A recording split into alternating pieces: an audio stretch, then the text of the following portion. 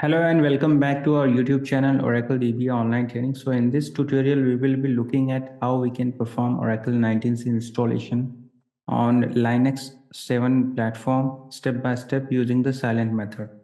So the prerequisite for this tutorial will be like you should have a VirtualBox system where you already have one of the VM configure, which we should have operating system of Linux 7 or higher. And once you have that, you can go ahead with this tutorial. Before I begin this tutorial, let me request all of you that you can please do subscribe our YouTube channel Oracle DBA Online Training. As you have already seen, there are a lot of videos that we have covered so far, and there are various playlists that you can play and you can look and learn from our YouTube channel. So do subscribe our channel here, and if you have any queries with respect to any tutorials, you can reach out to me on the given email ID here, as well as the contact details. You can always reach out. Last but not least, you can also follow us on various social media platform. As I have already highlighted multiple times that you can purchase our ready course where you can learn multiple topics like learning from the basics of Linux till advanced topics. Also, this has been covered in this single course, and currently there's a sale going on where you can purchase this course with additional 15% discount, and you can visit our website. I'll give the links in the description from where you can purchase the various courses. Along with that, you can also purchase our ready VM machines for the practice purpose. Okay, so let's start today's session that how we can perform the silent installation step by step. Okay, so for this tutorial, we already have prepared this VM machine. Let me start the VM. And as soon as this VM will get started, we will start with our tutorial. And also for this tutorial, you will require a database software. So we have already downloaded this software. I'll give the link in the description so you guys can also go through the same. So as soon as this VM gets start, I'll connect to the VM using the Mobile Extreme utility. It's a very good tool to use. And if you want to learn like how you can perform or you can configure the VirtualBox, for that I already have shared previously the videos. You guys, you can look into our channels and you can learn more about the same. So this VM has just started. Let's log in as a root and look for the IP of the VM. Oh, password is incorrect. So let me re-log in. As soon as you log in into the VM machine, we have to look for the IP of the VM so that we can externally log in to this VM machine. So here we have the VM, ready VM, and let me go to this network setting here, and I'll copy the IP from this VM and I'll try to log in using the mobile extern. So here we have SSH option to which we can connect to this VM. So we'll take two sessions. One session will be used for root, as well as the second will be used. Second, I think it is not starting. Let me reconnect. Duplicate tab. Yeah. So one session we have to take as a root, and yeah, I think root should be fine because we are performing the installation, so no GUI is required. So if you can see, this server is having almost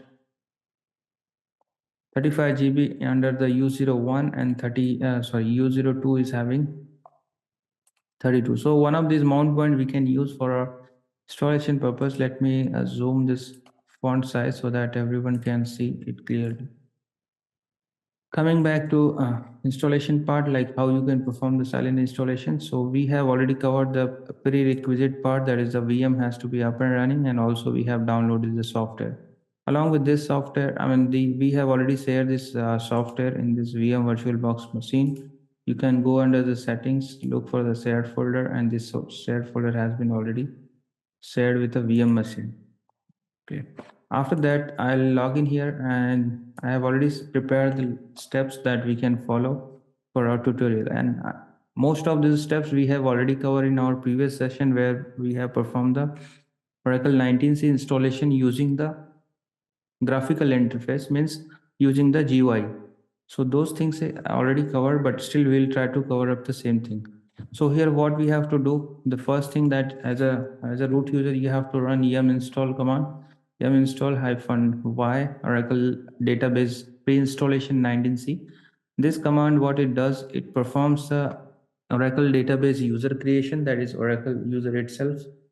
So in my case, this package is already installed. So you can look for the ID Oracle command to check whether the user is present or not. So here we can clearly see the user is there. So no need to create the user, even though we can look for the kernel related parameter changes using the sysctl-p command. So you can see this values are set as per the Oracle installation requirements. Apart from this, we also have to create the directory structure. So directory structure, we will creating the using the root user, and we'll finally changing the ownership as well as a permission. So under the U0, we are going to create this Oracle home path. This is going to be a Ora data, and this next one is for inventory. And also we will be creating U01 for FRA and data. And finally, we have given Oracle and no install ownership. Okay. After this, we need to set the bash profiles. For setting the bash profile, what you have to do is you have to copy whole detail from here and log in as Oracle user. So we'll switch to the Oracle user from here, and we'll modify the bash profile. If anything is there, we simply have to edit that. And yeah, so let me remove these entries. We will copy the fresh entry that we have from our notepad. Okay. So once you do this, you can reload the bash profile, and then you have to go to the Oracle underscore home path, do ls-lrth. So here you'll find out there is nothing as of now. We have to copy our database software in this location. And as soon as we copy the software, then we can go ahead for the installation. And there are other areas also that we have to edit. So this particular file should contain limits related to Oracle user. So I already have added it. Just for your information, I can show the details. So here you can see this Oracle user has been defined with a required hard limit and soft limit for number of open files, procedure, and then other things. Okay, number of procs, stack, memlock, everything. All these details has been defined in the limits.conf. As a root user, you have to edit this file and put those entries if it is not there. And after that, we have mentioned, like I have mentioned that you can use systemctl stop firewall command. So this command is not required if you are installing a single instance. This is only required for rack environment. So we can ignore this part. After this, the next step will be copying of the software. So how we will copy the software? Since we have shared the files, we can go here. We can look for df-h. The location that you share with your VM machine, it will be visible as under the media directory here. Okay, in this directory you'll find out all the software that you have kept. It will be visible. So generally, once you download Oracle database software for Linux operating system 64-bit, it looks like this. What you can do, you can copy from here, and then you can move these files to the Oracle home path that we have created. As soon as you copy this file, the next step that you have to perform is change the ownership, because this has been getting copied from the root user. So changing the ownership, we have this command that we can use.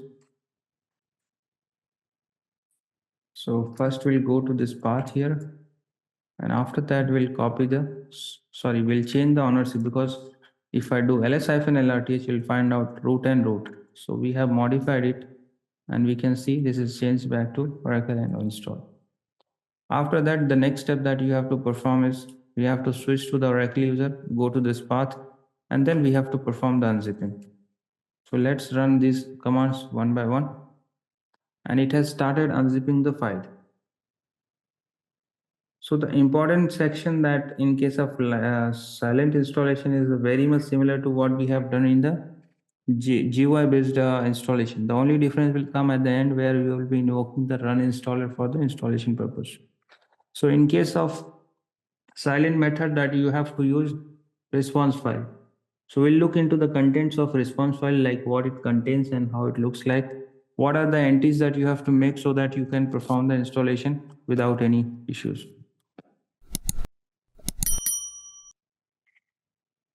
So meanwhile, this unzipping is going on. I'll request all the new friends to please do subscribe our channel.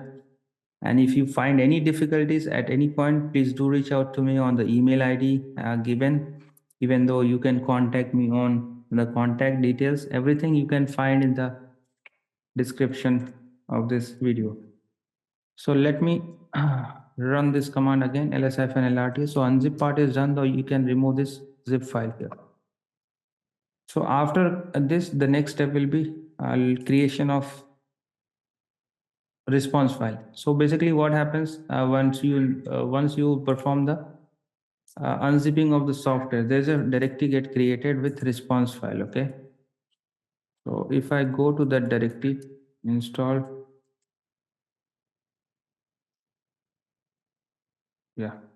So this is the path where you can find the sample response file. This is called the sample response file. From this sample file, you can create another file. Okay. If I go to the content of this file, you will find out there are various entries are there, and you just have to edit certain details. For example, let me scroll up to the top, and I'll show the details that what you have to do if you have to perform single instance installation. So the first line, it says, do not change the following system generated values, because if you see here, it's like system generated file for 19C. So you don't have to do anything with respect to this particular entry. Next comes the specify the installation option. So in this option, you have two options, either install DB only, or you have the second option like DB and configuration. So ideally speaking, if you're just trying to install the database, so you have to go with software only option, the first one. So here you will be editing this one. Okay, so on the same basis, I have created another response file where I have kept the first entry without touching that. The second entry I have given as an install DB software only. After that, the next one is Unix group name. So in the Unix group name, ideally we should give O install as a primary group here. So I'll mention O install. Along with that, we have inventory location. So inventory location is generally the centralized inventory path that you have to give. So this path we have already created at OS layer, at operating system level. So we have to specify this here, and you can look at the descriptions here, what is given here. Along with this, we have specified the complete path of Oracle Home. So here we need to give the complete path of Oracle Home. So we have given Oracle path here. Similarly, we have to give Oracle base. So all these options are there in this file. Okay, and you can refer this. Similarly, if you see here, we have to select the database installation edition. So we are doing the enterprise edition. So you have to just put double E. Same thing we have put here, and these are the groups that is required for the installation. At the end, we have the root script execution. So if you mention false, that means during the installation, it will ask you to perform the root script execution manually on the screen. Okay, so that part will take care. And if you are going for rack installation, rack based database software installation, in that case, you have to give this host name details also. If you are not performing the rack based installation, then you have to ignore all these options. Okay, so you can read these details from the location of file which I have shared here. Generally, this resides inside Oracle Home DB install response file. So within the Oracle Home, this is my Oracle Home path here. Inside this, we have install and response. In that, you will find out DB and install response file. Okay, so based upon the same, I'll create another file which I am going to use for our installation purpose, and this file I'll mention as a here. Okay, so we have created this response file, and I'll use the same path for our installation. So one more thing that you have to do during the installation. So during the installation, so by this time we have to create this response file. So let's do this response file creation. I'm going to create the response file at any location I can create. So I'll create under the Oracle home path. So here we'll copy all the details from here, and we will just paste it out and save this file. As soon as you save the file, just double check whether all the entries are correct or not. So we have done this. After this, we have to invoke run installer. So for invoking the run installer, first thing you have to go to Oracle home path. Okay. So once you go to this path, let's go here and do the same thing. I hope you are understanding this entire concepts. If you face any challenge at any point, please do write your queries in the comment box so that I can help you with this. So we have run installer, have been silent, and then ignore failure. So generally, when you have to run the run installer, here you have to mention silent option. So under the silent option, you have to also give the ignore prerequisite failures and the response file path. So these are the options that we have to give while running the silent installation method. And this is the response file that we have just created. Suppose if you want to perform the same installation using apply RU method, so in that case, you have to give apply RU. Along with that, you have to give the path of the patch that you want to apply. So this can also be done. So as of now, I'm not going with the second approach. We'll go with first one. And here we have the response file. So let's invoke the run installer and see what comes. So as soon as we have started this installation, it has begun the installation process.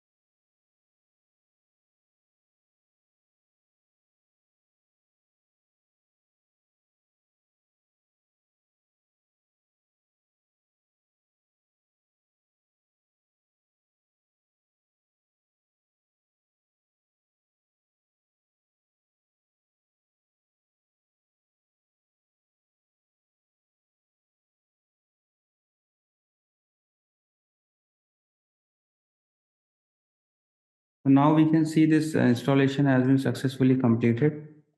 And if you want, we can verify the log as well. So this one is completed. So the next question is how we will verify this. So for verification purpose, you can execute this command SQL plus -v. It will give you the SQL plus output. After that, you can also verify using this command, like you can look for the central inventory path. Oh, sorry. So one step is pending because we haven't run the root script. So we have to execute this also. So let's connect to another putty. This is our second putty where we can execute root ora nst root.sh file. So this one is done. Also, we have to execute second one, that is root.sh file. So we'll copy this and we'll paste it here.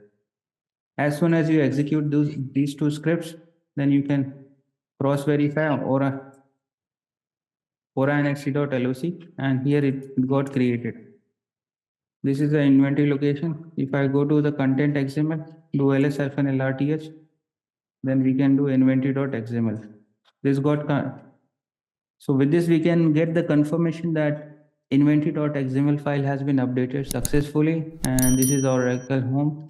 After this we can create the database. So how you will be able to create database in silent method, that I'll share in the next class, in the next tutorial. So please do subscribe our YouTube channel, and if you are new to our website, please visit our website also for any Oracle related database related contents as well as VMs machines you can purchase and do the practice. So I hope you have liked this video. Thanks for watching. Have a great day.